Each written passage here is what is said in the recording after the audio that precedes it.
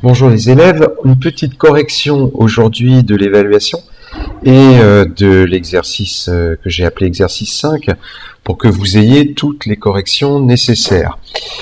Alors, les définitions, pour commencer, bon là il n'y a pas de difficulté, c'est ce qui est dans le cours, simplement attention à bien préciser ici, dans la définition de juif, moins 587 ou 587 avant Jésus-Christ, parce que c'était pas écrit dans votre cours. En revanche, je vous avais dit de corriger. Tout ce qui est avant Jésus-Christ doit être précisé. On doit dire que c'est avant Jésus-Christ. Quand c'est après Jésus-Christ, on n'a pas besoin, par contre. Donc, déportation, déplacement forcé d'une personne ou d'un peuple juif, ce sont les Hébreux après la destruction du temple en 587 avant Jésus-Christ et avec l'exil à Babylone. On parle plus d'Hébreux à ce moment-là, mais on parle de Juifs. Et il y avait, c'est Dieu pour les Hébreux, de la même façon que Allah est le nom de Dieu pour les musulmans. Alors, concernant les questions de cours, selon l'archéologie, qui sont les Hébreux et selon la Bible hébraïque? Donc ça, c'est la question qui demande la réponse la plus longue. C'est dans votre cours, selon l'archéologie, toujours bien précisé, en reprenant les mots de la question, les Hébreux sont un peuple de l'Orient ancien, installé dans le pays de Canaan, au moins depuis le 8e siècle avant Jésus-Christ. Donc j'ai dit qui étaient les Hébreux, où est-ce qu'ils étaient et quand. Et maintenant, selon la Bible hébraïque, ce serait, conditionnel, ce sont les descendants d'Abraham, et on peut ajouter, si on veut, et ils ont une relation spéciale avec Dieu, que l'on appelle, cette relation spéciale, l'alliance. D'accord? Mais là, on mélange pas les deux, c'est-à-dire que on dit qui ils sont selon nos connaissances, et on dit qui ils sont selon le texte religieux, le texte saint, c'est-à-dire les descendants d'Abraham, dont je vous rappelle que nous n'avons pas de preuve de l'existence. D'accord? Donc une question qui doit vous permettre de montrer que vous faites bien la différence entre connaissance historique et mythe ou croyance. Question 2. Qui a fait écrire la Bible hébraïque? Quand et pourquoi? Alors, qui a fait écrire la Bible hébraïque? C'est le roi hébreu Josias. A fait écrire donc la Bible hébraïque au 7e siècle avant Jésus-Christ, donc 639 avant Jésus-Christ à 609 avant Jésus-Christ, ce sont les dates de son règne, et moins 639, moins 609, eh bien c'est le 7e siècle avant Jésus-Christ. Ça, on vous le demande, donc il faut le dire. Pourquoi? C'est le plus difficile. Pourquoi? Pour souder son peuple et lui donner une forte identité. Je vous rappelle que à ce moment-là, les Hébreux sont menacés de disparition. S'il ne reste plus que le royaume de Juda, si le royaume de Juda est conquis, alors il y a un risque que les Hébreux disparaissent complètement, c'est-à-dire se mélangent aux autres peuples de l'Orient ancien, puis qu'on n'en entende plus parler, qu'ils deviennent mélangés dans des empires, alors que ce soit chez les Assyriens ou les Égyptiens, et puis on n'en aurait plus entendu parler.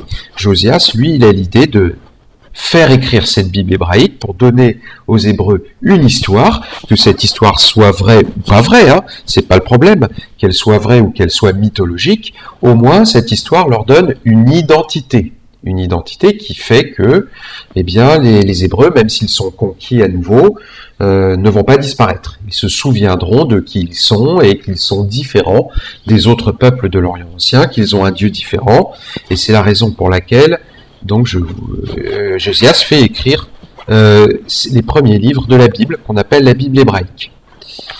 Alors la Bible est-elle une source fiable pour les historiens? Eh bien non, c'est pas une source fiable. Ce n'est pas une source fiable pour les historiens, mais attention, il faut justifier, car elle mélange vérité historique et légende. Vous trouvez à la fois des légendes, des mythes, et c'est vrai aussi, des informations historiques, des connaissances historiques, comment on fait la différence? Je vous l'ai dit, je vous le redis, les connaissances historiques, elles sont vérifiées par d'autres sources. Par exemple, le règne du roi Josias qui est raconté dans la Bible, il nous est raconté par d'autres documents. S'il nous est raconté par d'autres documents à peu près à la même époque, eh bien c'est que c'est pas une invention, celui qui a écrit la Bible n'a pas menti, donc on peut dire que c'est vrai. Mais en tout cas, on ne peut pas dire que la Bible, dans son ensemble, est une source fiable pour les historiens, même si, dans certaines parties, dans certains textes, c'est une source. D'accord ? Et donc, c'est pour ça que c'est un peu compliqué, il faut nuancer. Il faut dire, en général, non, c'est pas une source fiable, mais attention, il y a quand même quelques textes qui sont des sources fiables dans la Bible. Alors, pour la frise maintenant, c'est le plus important, hein. Attention, parce que personne n'a fait quelque chose de parfait, même si certains m'ont rendu une très bonne frise. Donc là, comme je l'ai faite avec PowerPoint, c'est forcément un tout petit peu différent de ce qu'on peut faire sur une feuille quadrillée. Par exemple, ici, j'ai pas pu enlever les traits qui séparent les siècles, alors qu'on peut tout à fait mettre des petits traits en haut là, sans mettre de traits ici à l'intérieur de la frise. En tous les cas, qu'est-ce qu'il faut ?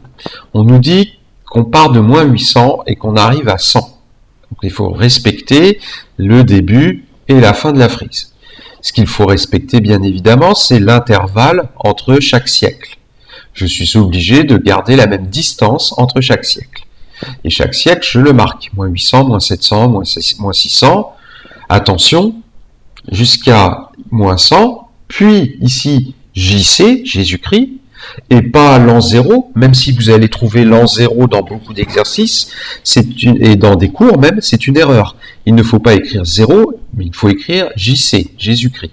Il n'y a pas d'an 0. Hein. Il y a un an moins 1, un an 1, mais il n'y a pas d'an 0. Donc JC, et ça va jusqu'à 100. Attention, ma frise, elle ne s'arrête pas comme ça d'un coup, je fais une flèche pour montrer le sens de l'écoulement du temps. Ensuite, je marque mes événements, je peux les marquer par des flèches verticales, et vous voyez que si j'ai pas la place d'écrire, j'ai tout à fait le droit de faire des flèches de longueur différente. Vous voyez qu'ici, j'ai pas trop la place, donc je fais une flèche plus longue, et je peux écrire là. Donc, destruction d'Israël par les Assyriens, en moins 701, vous voyez que je suis ici, moins 701, c'est légèrement décalé à gauche de moins 700. Attention, à gauche et pas à droite. On est avant Jésus-Christ, donc c'est à l'envers. Donc moins 701, c'est de ce côté-là, dans ce carré-là, et pas dans celui-là. Ici, destruction de Juda par les Babyloniens, c'est en moins 587. Vous voyez, je l'ai mis à peu près ici, entre moins 600 et moins 500, et plutôt proche de moins 600.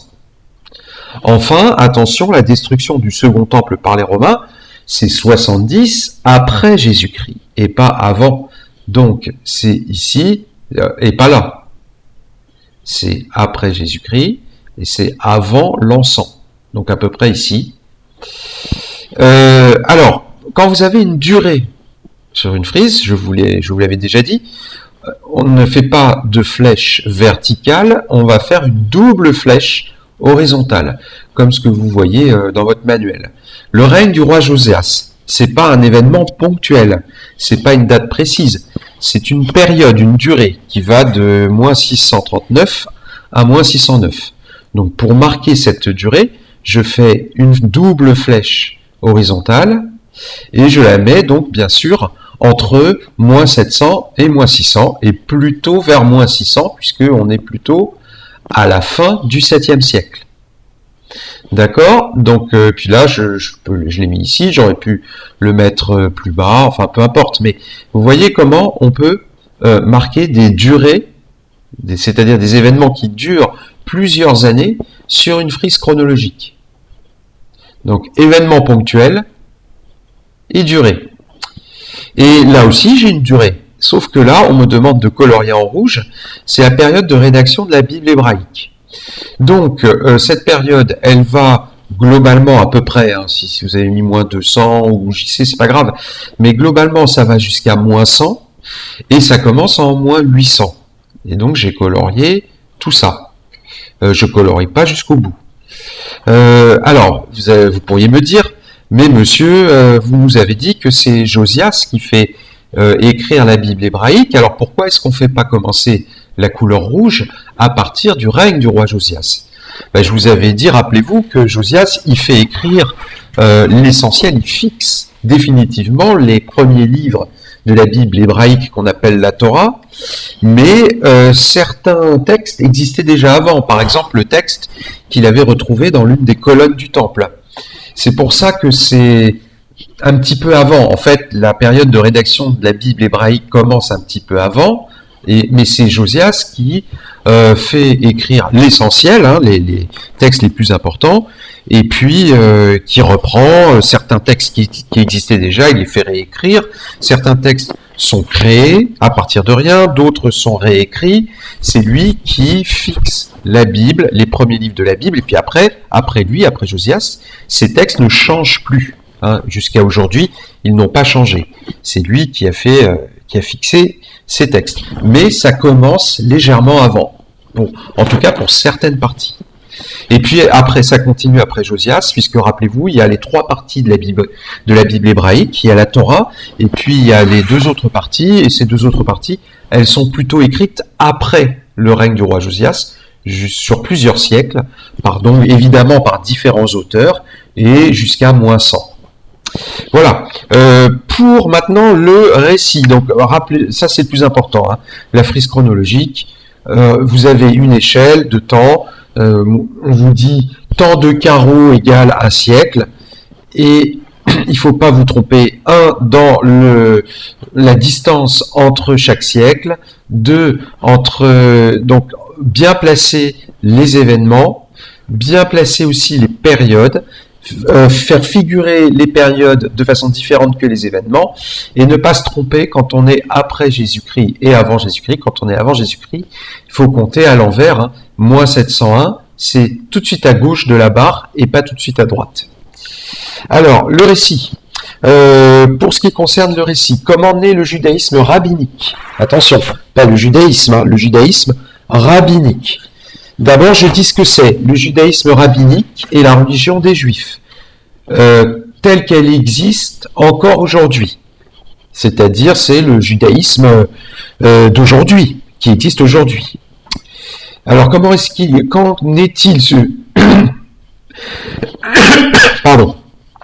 est-il ce judaïsme? Il apparaît, on va dire quand? Après 70, c'est-à-dire après la destruction du second temple par les Romains. Les Juifs qui n'ont plus de temple et vivent en état de diaspora doivent adapter leur religion. Ça, c'est le pourquoi. Pourquoi est-ce que cette nouvelle religion apparaît à ce moment-là? Tout simplement, c'est parce que les Juifs n'ont plus leur grand temple, ils vivent en état de diaspora, et donc ils ne peuvent plus pratiquer leur religion comme ils la pratiquaient avant. Ils vont donc l'adapter. Et vous dites comment ils l'adaptent, c'est la dernière phrase. C'est l'exercice 5 que je vous ai donné. Si vous avez fait l'exercice 5 avant de faire l'évaluation, c'est mieux. Donc, les synagogues remplacent le temple, les rabbins, qui sont des savants, remplacent le grand prêtre, et la prière remplace les sacrifices. J'ai le qui c'est sur les Juifs, j'ai le quand, c'est après 70, j'ai le pourquoi, adapter la religion après la diaspora et la destruction du second temple. Et j'ai décrit les principaux changements. En tout, j'ai 1, 2, 3, 4, 5, 6 phrases. C'est un peu long. Mais avec un peu de méthode, vous pouvez tout à fait le faire. Donc, toujours vous guider, en vous rappelant de qui je dois parler, de quoi je dois parler, c'est quand, c'est où. Ici, je l'ai pas mis, le où, le comment et le pourquoi. Ensuite, donc, j'en profite pour corriger les exercices que je vous ai donnés. Donc, le tableau, attention, parce qu'il n'y a qu'un seul élève qui m'a rempli ce tableau correctement. Le judaïsme avant 70, le judaïsme rabbinique après 70, le temple est remplacé par les synagogues, les sacrifices sont remplacés par les prières, et le grand prêtre est remplacé par les rabbins. Donc ça, c'est le judaïsme d'avant, et ça, c'est le judaïsme rabbinique après 70, et tel qu'il existe encore aujourd'hui. Ensuite, là entoure la bonne réponse. Le judaïsme rabbinique naît grand B en 70 après la destruction du second temple. La Ménorah, c'est le chandelier à 7 branches. Après 70, avec la diaspora juive, on retrouve les juifs tout autour de la Méditerranée et pas seulement en Palestine. Le judaïsme rabbinique, c'est le modèle des autres religions monothéistes. Ça, je vous l'avais dit, c'est les autres religions monothéistes vont s'inspirer du judaïsme rabbinique pour faire des religions qui fonctionnent un peu selon le même principe, avec un lieu de culte, avec des savants, avec des textes qu'on étudie, avec des prières que l'on fait. Donc c'est vraiment le modèle des autres religions monothéistes, et c'est donc pas tout à fait une religion à part, différente de toutes les autres. Elle n'est pas à part, elle est comme les autres religions monothéistes. Et donc, bien sûr, c'est pas une religion polythéiste. Et enfin, en 70, la Judée, donc c'est-à-dire l'ancien royaume de Juda, est conquise par les Romains, bien sûr. Voilà, les corrections sont faites. Je vous mets tout ça sur Rose et je vous mets les captures en pièces jointes. Voilà, à bientôt.